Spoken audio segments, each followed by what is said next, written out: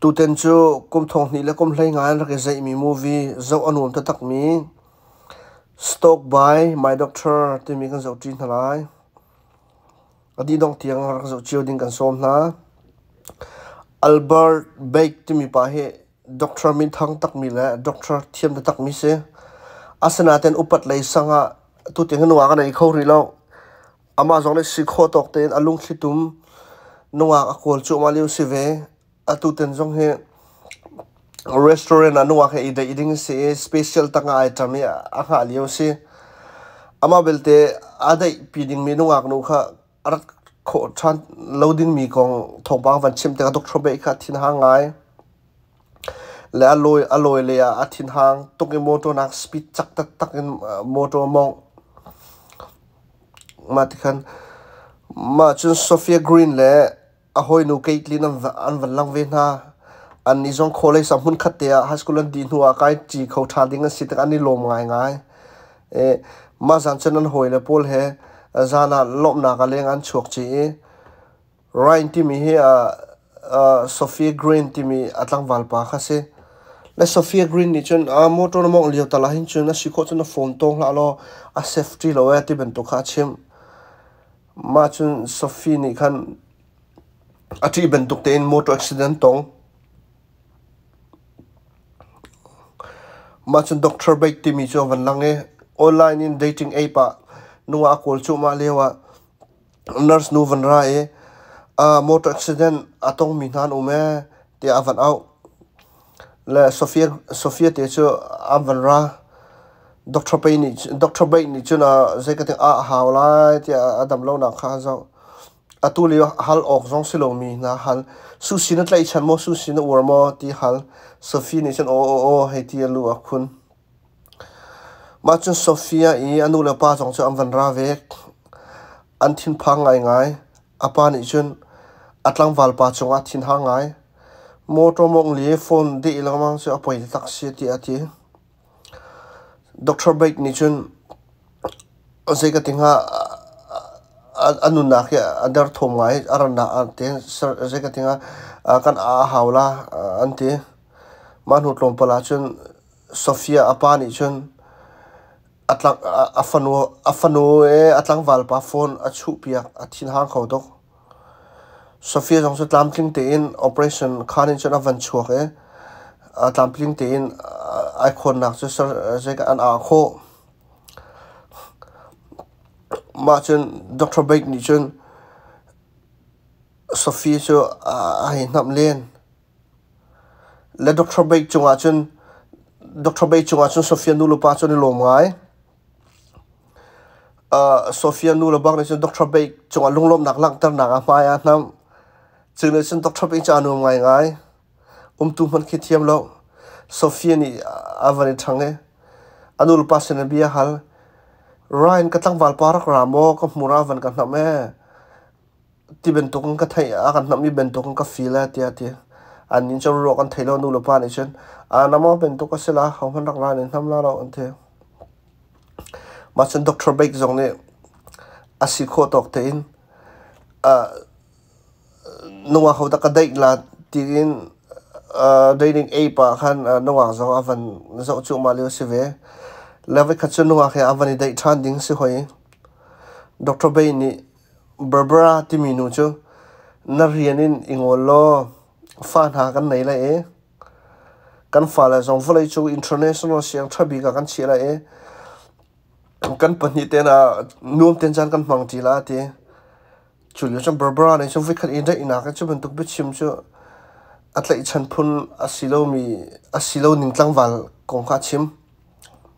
Dr. Bay ni chu ka kal tak la te akal tak aro ta bi chimpol kha angai huam phun chalo Dr. Bay chu thin ha ngai mizapi thai ding baka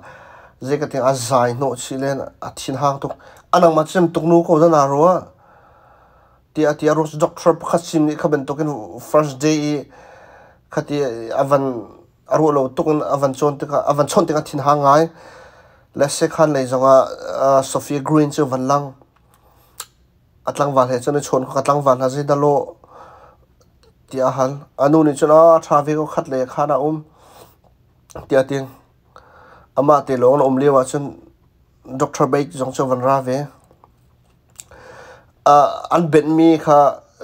thena hao tia te Dr. Parishan ama bakni an min mi chu a phoi piak asanan ma hin nurse long len to ding mi se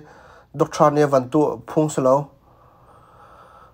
le Sophia Green anu zong ne Dr. Parin nai to kon zo li a khru har ngai Sophia Green zong sat Adam change se khana chok ding si chang Dr. Baik ni chen he chetia Sophia cha ku len lewa chen he cha nu le na moi ma cha anu ni chen se ka tinga Dr. pakhat ni ma ti baken avan moi mi na mu ti ka khana along thinte chen se ka tinga ado lo ngai ti arwa Dr. Baik ni chen ma zat le ya ra ke chek tran ding in achimi akal ta na ma chen Sophia ni chen atlang valpa rain chu hu rain ni chen tum to accident kan ton mi ronga apoi to khring khna tia je ka tinga thia mahal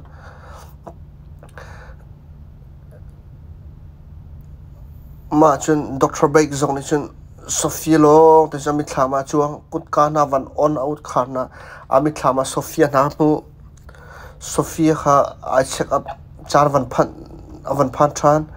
nurse no ni Sophia te an rak phane se khan van ra ti avan thai te a lo ngai e Dr. Baik cha aka ti na he rim thot na ai ka chi Sophia ni chen lunglom nak lak tar nak ti beer te pe chun ma ka hen cha te trial pe alom nak lak tar na ka are check din huwa chun Sophia anus ni chun Dr. Baik he ka zum phun silowa tia Sophia sina chim Sophia ni chen akhanua man tuk chum la lawa Dr. Baik le kan makan lakati Dr. Baik ni chen Sophia ni apek mi cha te cho chi ariel anuna je ka tinga anuna ka kham cha lunglom nak bia chim Dr. Baik sina khan la Dr. Baik cha alom ngai lom nak bia cha tel min ha mu te ka ma chen Dr. Baik ni chen Sophia chu he chet adoyan hulen abi kan tilai cho stock kan tilai ma chan kan laki pa khana doya thiten adok na ka chun zik tenga mole avakal Sophia ne hunak dim huna avakal le chun Sophia jong ne van hu de Dr. Baik cha van out Sophia ni chun Dr. Baik ni cha kan dak join covid hala ma te arak thun te an panian thutti leo chun Dr. Baik ni chun give up mi ti beer la cha tial mi chu alung lom nak be lang tar chun Dr. Baik ni chun Sophia kuta tong na ten chu chun Sophia chu anum lo ngai ma te kut tong te ka movie zo na som Sophia ni chun ingsa tu ding tam tu ko ne movie zo kara khona lo ti sana ten ka lunga lom tuk te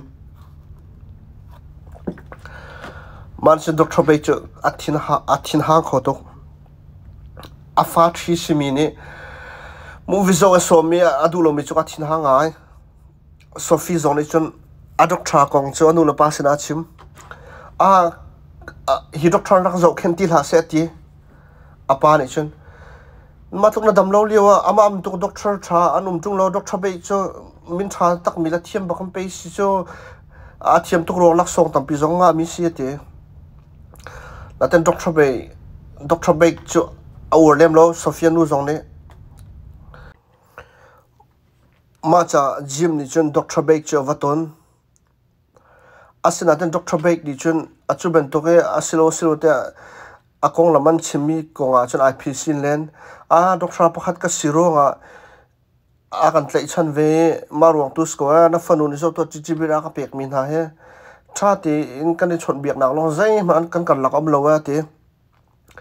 Dr. Baik ni chun he chat Sophia social media e aman thak na chu zo langmang ma chen athi te in an in le na avakal zan na avazo azuna khana oi to Sophia le nu le ngan chu di nuwa Dr. Baik chu Sophia an te in avalut Sophia man thak na chu zo Sophia ina khan na chana it Sophia khuma chana it seku na jin len ma chen Sophia anu he doctrine mi cha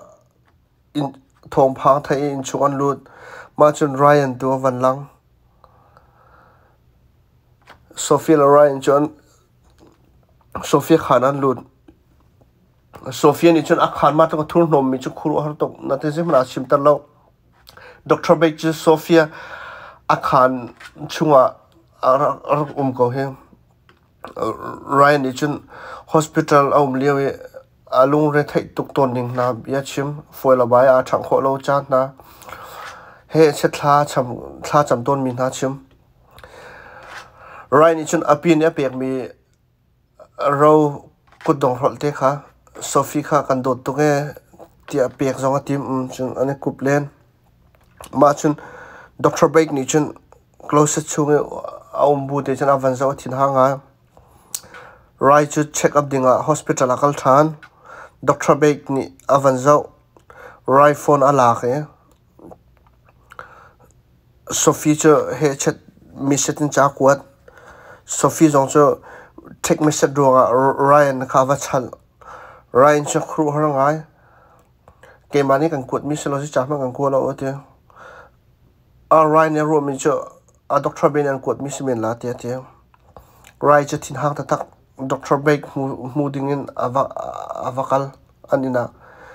ka phone na lagi kanwa no sina silo chana ko te Dr. Beck chu to ka tim Dr. Beck ni chun akia tlai arklene Ryan ni chun Sophie chu taxi Dr. Beck ni arak tining chu chim Sophie le hoi nu kha je kana shopping an ra kalio message am relio chun Dr. Beck chu nu le arak dir zai ka ting ha gift pe ka tim nalung thin kan nom ta lo rak ngai thiam lo te